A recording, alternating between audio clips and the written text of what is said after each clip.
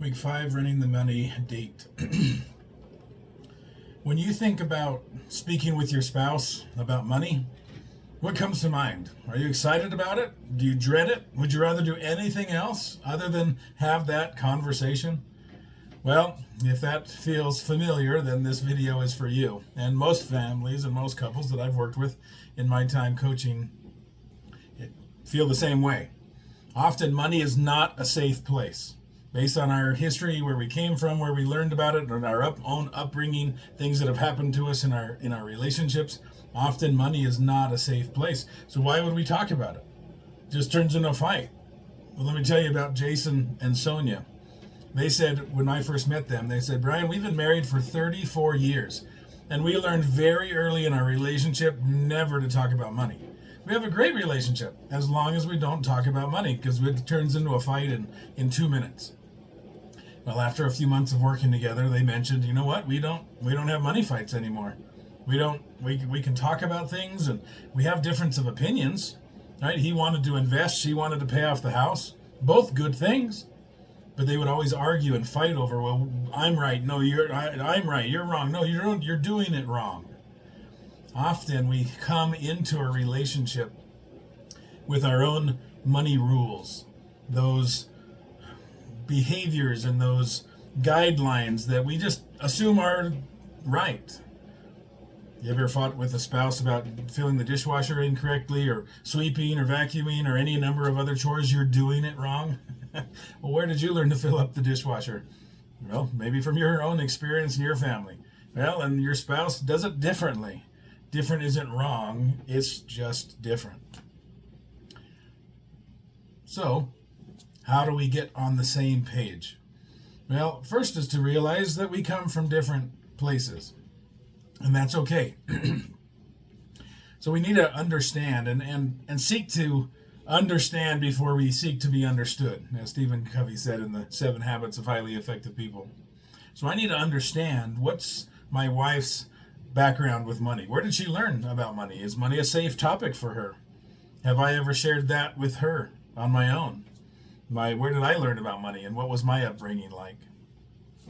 So this is your first homework assignment. To stop the money fights, we need to have some just listening sessions to understand each other's point of view when it comes to money. If you don't, you'll just end up fighting. Think of it this way. Have you ever gotten in a car and not decided together where you're heading? Well, I thought we were going to the movies, and she thought we were going to the park. Well, we're going to be arguing about the right way of getting there the entire way, because we never stopped and said, should we go to the park or should we go to the movies? What are we doing this week? So pull the bus over and have that conversation and decide where you guys are heading in your financial journey. That's the very first step. This framework is called the Money Date. That's what helped Sonia and Jason end 34 years of marriage fights over money. The Money Date framework is a key to your success. The homework before you get to the Money Date is to have that conversation around where I came from, where I learned about money, where did my wife learn about money, where did she come from, how are we doing this thing differently? So after you've had that discussion, and if you comment if you put the word date in the comments, I'll send you a Money Date Toolkit that will help you to get ready to have this conversation, to instill that money is a safe topic in your relationship. Once you have that foundation, now let's get into the framework and how do we hold a money date? Well, how often should we have one of these things? Well, my recommendation is every week. Right? You probably do this on other topics, right? We get together and we talk logistics and we pull out our calendars and, okay, where do the kids have to be and where are you going to be and where am I going and what's happening and are there any changes in our schedule? Oh, don't forget this birthday, or, oh, we got to go do this thing. That's very normal. We coordinate schedules, but do we coordinate money? So the timing of your money date is every single week. When you do it doesn't really matter. I've had some clients say, how about Friday morning before we get started? We're talking at breakfast and we can discuss our money and set up our plan for the week then. that Jason and Sonia, when they learned this principle, they said, well, we have the habit of going out to dinner. Every Friday night, that's our date night, we go out to dinner. And they decided, well, we are going to have our money date in between the time where we put in the order and when the food arrives. That way it has bookends, so it can't go on forever. Money dates are not long economic summits. They're just a check-in, and I'll give you the framework here in a minute. But they thought, well, if it's between when we order and when we get the food, then it creates that, it has some boundaries on it. And we're in public, so we won't fight, hopefully. So that was their framework and the timing and the location of when they were going to do their money date. The duration is about 20 to 30 minutes. It doesn't have to be that long if you can get it through shorter. The great, if at the beginning it might take you a little bit longer as you're getting the hang of this. But basically in a money date, the framework, the structure is that every past dollar gets a name and every future dollar gets a job. So we are going to plan our money and we're going to review our money. It's not a fight. It's not a scheduled wrestling match over the money. It's just a look in the rearview mirror. Where have we been? It's a look in the windshield. Where are we going? Let's come up with a plan. So when you set this up, the very first time that you have your first money date, there's some preparation work that needs to happen. So what you'll want to do is to look back over the past week to see where did your money go. Again, like I said, every past dollar gets a name. So you look through your bank statements and you decide, okay, here's where my money went. What category would I give that? That's giving it a name. And then I total those categories so that I can come to the money date and we can talk to say, oh, by the way, last week we spent $400 in groceries and we spent $60 in gas and we spent this much on entertainment.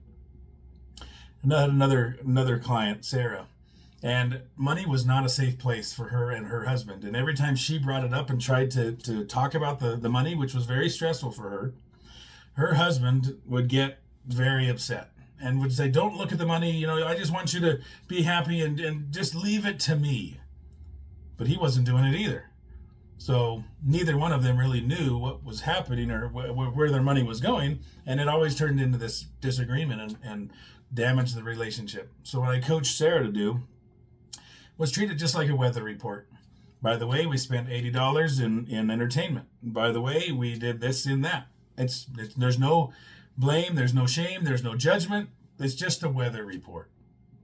That really changed her relationship with her husband, and they started working through their money without fighting over it. It became a safe topic again. Those rules that I mentioned are part of the framework of the money date. No blame, no shame, no judgment. It's a history report. You can't get mad at history. You guys spent this much in that area. Don't just start drawing battle lines. Well, you overspent in this. Well, but yeah, your subscription over there. And you did this with your friends. Well, I did. That doesn't help. History is over. You only can learn from it. So talk about it. Again, categorize those, total the categories, and it's a weather report. We spent this much money in these certain areas. The final rule is no defensiveness either, right? Because often you take sides. What I see with couples, they often take sides. And one is the pointing finger of the blame, the shame, and the judgment. And the other person is the hands up, deflecting, saying, it wasn't my fault, this happened, and what do you expect me to do? I was stressed, I needed to eat, and I had to get food while I was at work. And so we often deflect and justify and rationalize. So, rule number 1, no blame, no shame, no judgment, no defensiveness. We're a team. It doesn't matter whose card was used to swipe to make the purchase. You're both doing it for your family's benefit. I had another family, and the husband always would blame the wife. Well, her haircuts and her nails and man, it's so expensive.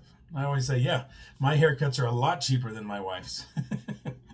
And he said, well, but it's all for her, and she's doing this as if she was just being selfish. And I kind of turned the mirror around to this husband and said, do you enjoy the way she looks? Do you benefit from how she takes care of herself? Well, yeah, she's beautiful and I love her, and yeah, I want her to look good. So you're getting some value out of her haircuts and her nails too, right? We're a team. Stop drawing the battle lines and pointing fingers and trying to deflect your bad behavior because the other person is imperfect too. So we get to learn how to work as a team. Now, each of you might take different roles in this money date. Some of us are a nerd, and I say that lovingly. I'm a nerd. I like the numbers. I like the spreadsheets. I like to know that stuff. So I'm the one that usually will dig into it and categorize a name and total it all up in a fancy spreadsheet. I'm a nerd. I like the math. My wife, definitely not a nerd. She is more on the free-spirited side. She is one that says, it'll be fine. I don't really care about the numbers, and it always seems to work out. So what's the big deal? Well, we have to come together. Those different viewpoints, we get to come together and say, all right, we're gonna learn how to do this together. We're gonna take the yin and the yang and the nerd and the free spirit, and we're gonna put this together, and we're gonna figure out how to do this. Your differences actually can become strengths if you allow them, because you see things differently. I focus on saving and future. She focuses on enjoying our life and togetherness and family and experiences. So we need both of those. And I don't recommend this, but I did tell my wife once when I was pondering over our financial situation. When we first got married, I had her start doing her 401k at work.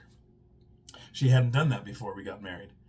And so I said, yeah, it's really important. We need to save for the future. This is your retirement. You got to start. So she started investing every month towards her retirement. And after months, we would look at those balances.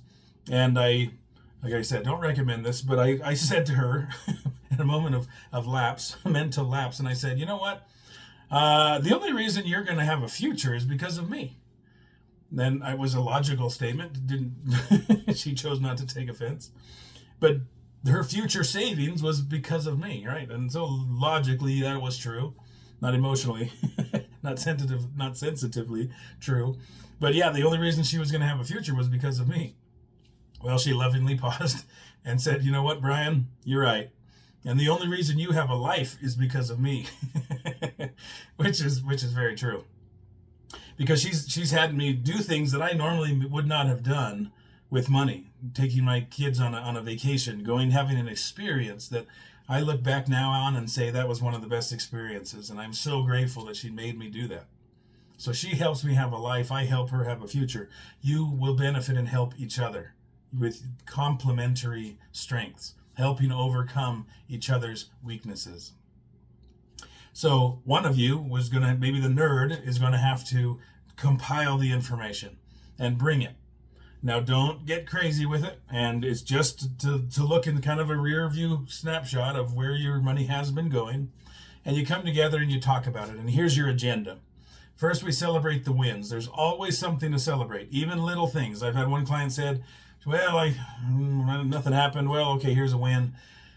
I went to the grocery store, and I was going to buy some food and some meat for dinner, and there was this ham that was $3 a pound, and there was this ham for $4 a pound, and I went with the $3 one. Like, that's a win, right? It's showing that you're aware of it. Your mindfulness is going to start changing your future.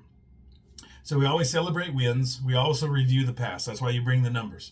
So we can see last week we spent $80 on entertainment. Is that good or bad? Well, it all depends on the context of that month's budget. And so the last step is to adjust for the future. Is that right? Is it wrong? Are we going too fast? Are we going too slow? Do we have room? What stage are we in? And what are we moving toward? Because your behavior is only right or wrong when you put it into context. So that money date gives you that context to know, are we going in the right direction? Or are we lost? Are we running late? So when you have that opportunity every week to stop, pause, celebrate, and come together, money actually can be, instead of it being something that creates disharmony in your relationship, when you do this, it actually can be a unifying experience. And I've had so many couples, it's so gratifying to work with families, and they say, we've never been so close. We've never communicated as much. Right? This is an excuse to get together. And as a therapist once told me, the purpose of the task is the relationship. It's not about the money. It's about the relationship. It's about coming together. That's why we go on dates, is to build unity. Well, we need to also have unity around our money. We can't have a great life and just ignore the money, right? That doesn't work.